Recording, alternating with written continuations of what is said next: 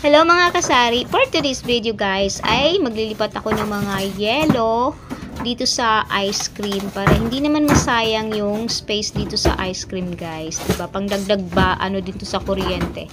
Ang mahal-mahal kaya ng kuryente ngayon, lalo na tong ice cream, nakakalakas kumain ng kuryente. So ito yung ginagawa ko, nilipat ko dito yung mga yelo. So ayan, dito ko siya pinapatigas sa ref. Kasi mas mabilis tumigas yung yelo pag dito sa ref nakalagay. So, pag sa ice cream ko dinediretso ang bagong gawang yelo, matutunaw kasi yung ice cream guys. Kaya, bago ko nilipat doon, kailangan matigas na siya. So, pag kailangan na ng customer ng yelo, sila na lang kumukuha doon sa ice cream para bawas din yun sa akin guys. Alam na nila pag yelo nandito na nakalagay sa ice cream. So, kuha na lang sila dyan. Kasi pwede naman silang pumasok dito.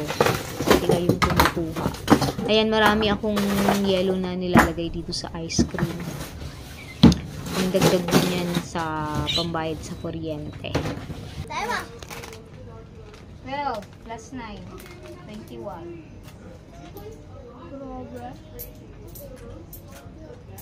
21.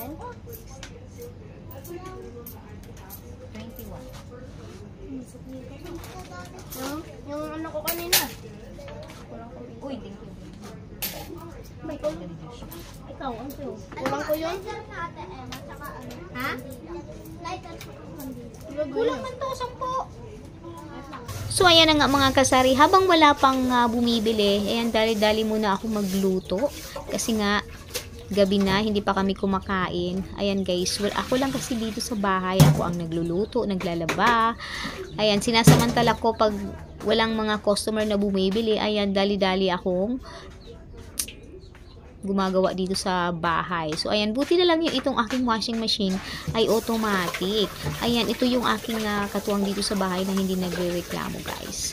So, magsasaing muna ako habang wala pang bumibili. Kailangan talaga yung kilos mo ay mabilis.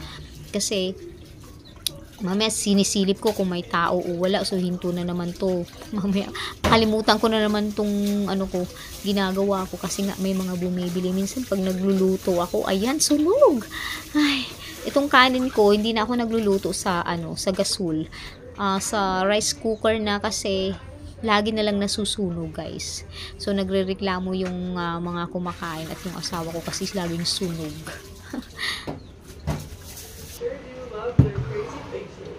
Crazy. I just mean the old ones because they look a little outdated compared. So, ayan na mga kasari. Gabi na mga kasari. Okay na yun. Ang daming deliveries kanina. So, ito yung mga Tide. Yan. Mga Ariel. May ahente na rin ako niyan mga kasari. Tapos, ito naman, sa isang ahente ko sa Mabirasa. Sa Unilever naman to guys. Yung mga pants. Halos sabay-sabay sila kanina. Tapos, ayan, mga noodles. Yan yung i-display ko. Ay, nako, tambak na naman ako. Tapos, ito pa. Yan. Tapos, dito, mga chichirya. Aray, ilang karton pa to. Ayan. Yan, natambakan na ako, guys. Bukas ko asikasuhin yan. So, ayan mga kasari. Mag-aalas 10 na ng gabi. So, mga ganitong oras, wala na ganong bumibili. Ayan guys, oh. Ayan, tahimik na ang buong paligid. So, ayan nga mga kasari. Magsasara na tayo guys. Kasi mag-10 o'clock na. So, ito hinihila ko lang to. Itong blind na to. Oh, diba? So guys, sa online ko lang to binili mga kasari. Medyo matibay naman siya. Ayan. Yan, yun lang yung ko dyan, nilagay ko. Para kahit papaano matakpan. Tapos, yung ice cream, takpan natin.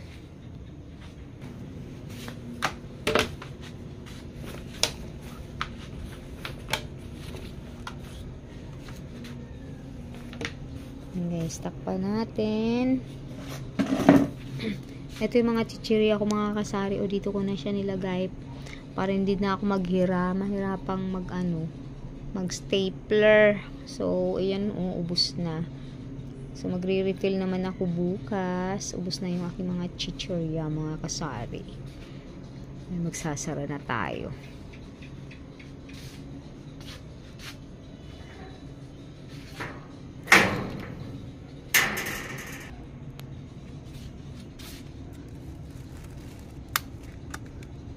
So, yun lang mga kasari. Good night, guys!